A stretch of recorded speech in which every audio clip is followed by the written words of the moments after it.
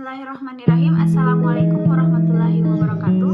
Perkenalkan, nama saya Indah Purnamasari, Program Studi Ekonomi Pembangunan, Fakultas Ilmu Sosial dan Ilmu Politik, Universitas 19 November Kolaka. Nah, di sini saya belajar tentang ekonomi makro dan ingin menjelaskan apa itu inflasi dan pengangguran.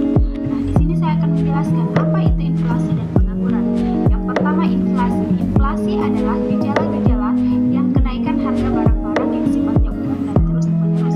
Nah, di mana di sini yang dimaksud yang bersifat umum dan terus-menerus, yaitu contohnya pada masa sekarang, kenaikan BBM. Terjadinya inflasi, penyebab terjadinya inflasi itu terbagi menjadi dua. Yang pertama itu ada kurva demand pull inflation dan kurva cost push inflation. Nah, di mana demand pull inflation merupakan kondisi di mana terjadi kenaikan barang di pasar. Kondisi ini dipicu oleh jumlah permintaan yang melebihi penawaran.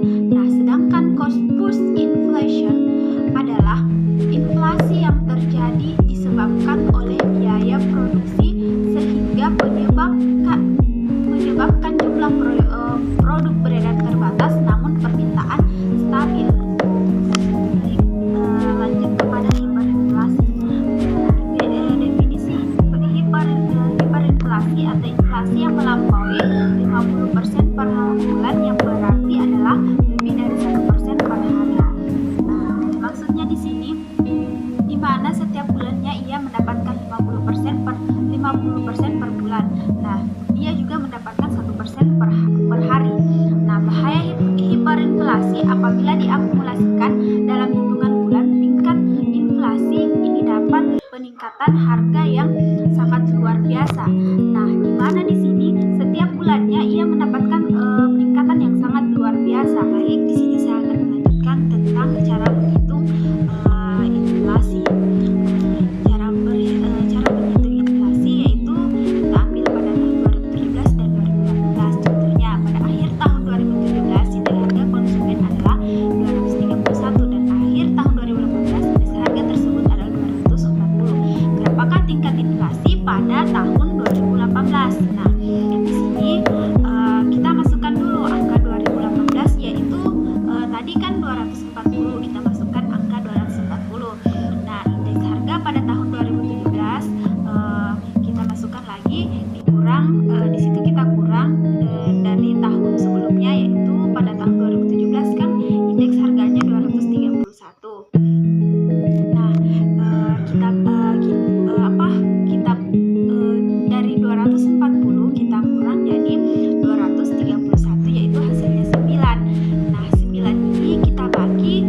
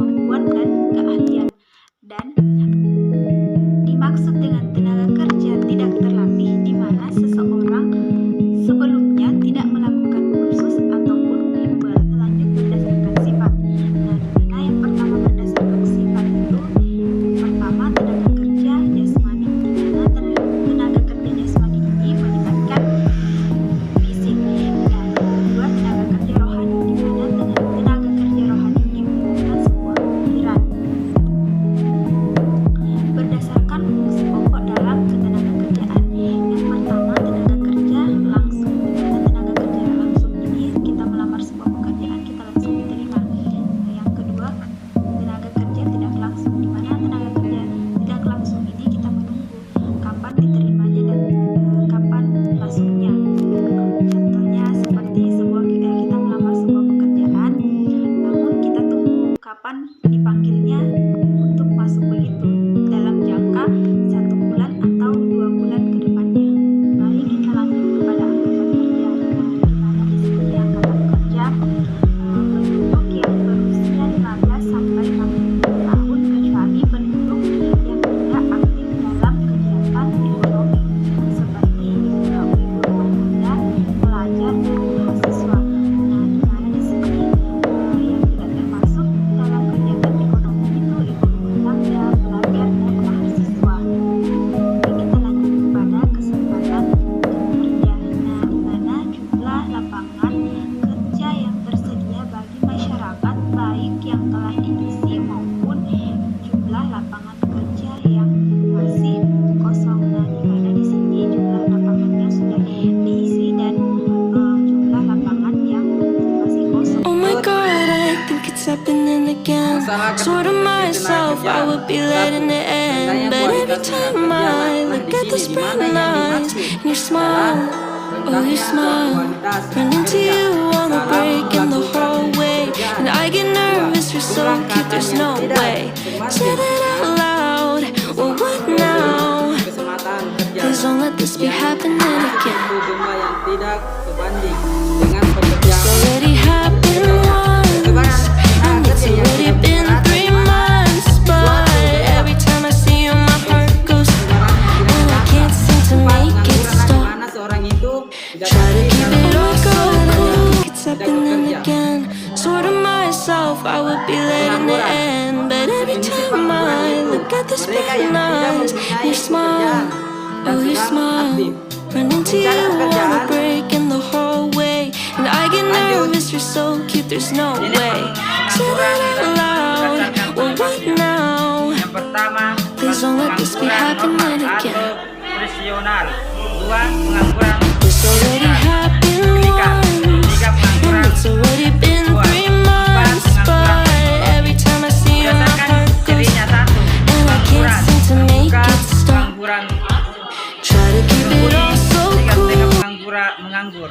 Baik, saya akan melanjutkan penjelasan dari Rahmat Jumardan mengenai instrumen kebijakan fiskal.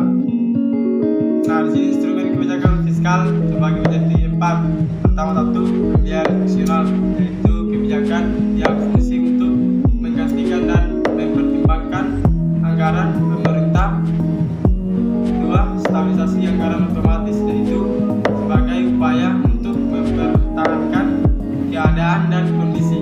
3, pengelolaan anggaran adalah kegiatan yang diawali dengan penyusunan rencana kerja. 4, anggaran belanja seimbang adalah suatu keadaan di mana pengeluaran sama dengan penerimaan. Selanjutnya, kebijakan moneter.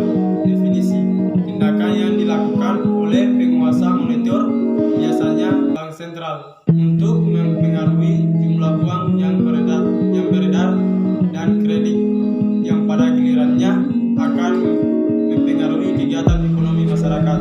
Baik, lanjut. Tujuan kebijakan moneter terbagi menjadi 5. Kebijakan moneter pertama, 1, mendapatkan dan mengambil manfaat dari struktur tingkat suku bunga yang paling sesuai. Yang kedua, meraih pertimbangan yang tepat antara permintaan dan penawaran uang. Yang ketiga, menyediakan fasilitas kredit yang tepat bagi perekonomian. Yang keempat, pendirian, pelaksanaan, dan perluasan lembaga keuangan. Yang kelima, manajemen utang. Baik, selanjutnya instrumen kebijakan moneter. Nah, ini kita akan instrumen kebijakan moneter. Kebijakan moneter ekspansif terbagi menjadi 3. 1, kebijakan pasar terbuka, yaitu transaksi di pasar uang atau valuta asing yang dilakukan oleh Bank Indonesia. 2, kebijakan diskontan, yaitu salah satu instrumen dalam